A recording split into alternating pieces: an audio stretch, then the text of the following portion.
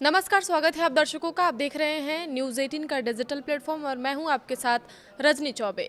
Bharatiya Janata party यानी BJP से अलग होने के कुछ ही दिनों बाद पूर्व तमिलनाडु बीजेपी अध्यक्ष के अन्नामलाई ने अपने नए पॉलिटिकल मूवमेंट की शुरुआत कर दी है। कलाम स्कूल ऑफ आइडियोलॉजी के कॉन्सेप्ट पर बेस्ड इस पहल को शुरुआती चरण में ही व्यापक समर्थन मिला है। आंदोलन के लॉन्च होने के कुछ घंटों के भीतर ही इसकी सदस्य संख्या जो है वो 15 लाख से अधिक पहुंच गई है, जिसे तमिलनाडु की राजनीति में एक महत्वपूर्ण घटनाक्रम माना जा रहा है।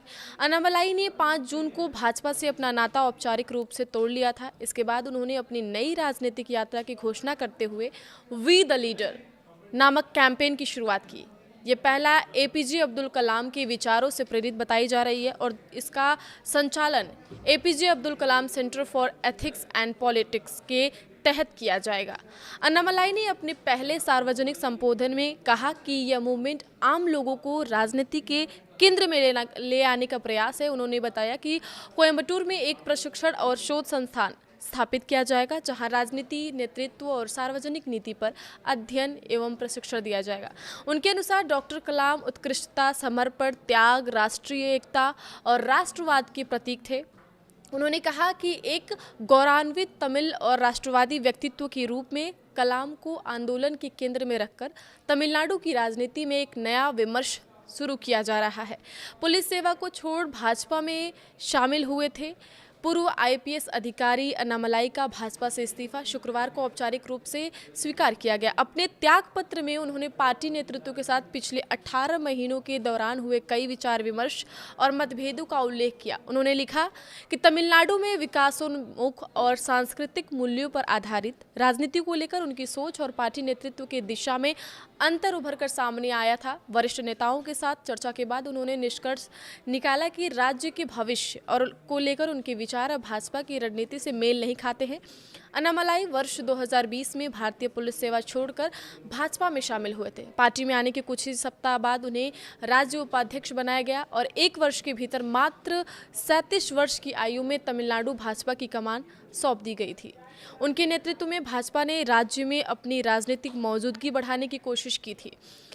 अन्नामलाई ने नई पहल को अपनी राजनीतिक यात्रा का अगला चरण बताते हुए युवाओं और आम नागरिकों से इसमें शामिल होने की अपील की है। जी हाँ, उन्होंने कहा है कि राजनीति में एक सामान्य व्यक्ति का प्रवेश अपने आप में बड़ा बदलाव है। उनका दावा है कि आंदोलन का जो उद्देश्य है वो ऐसी जन केंद्रित राजनीतिक संस्कृति विकसित करना है जिसमें स्थायी विधायक और सांसद जैसी व्यवस्था को चुनौती दी जा सके।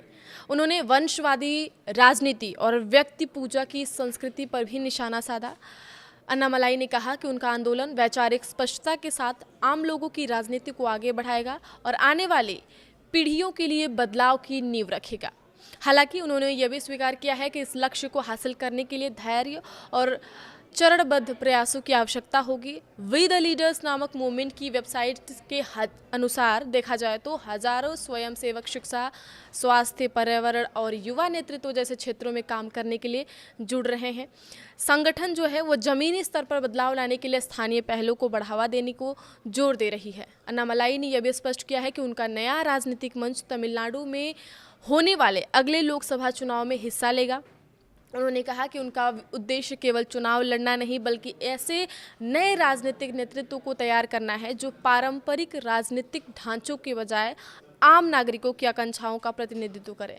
उनके अनुसार 6 वर्ष पहले राजनीति में आने का उनका मकसद तमिलनाडु में सकारात्मक बदलाव लाना था और यह नया आंदोलन उसी लक्ष्य को आगे बढ़ाने का प्रयास है।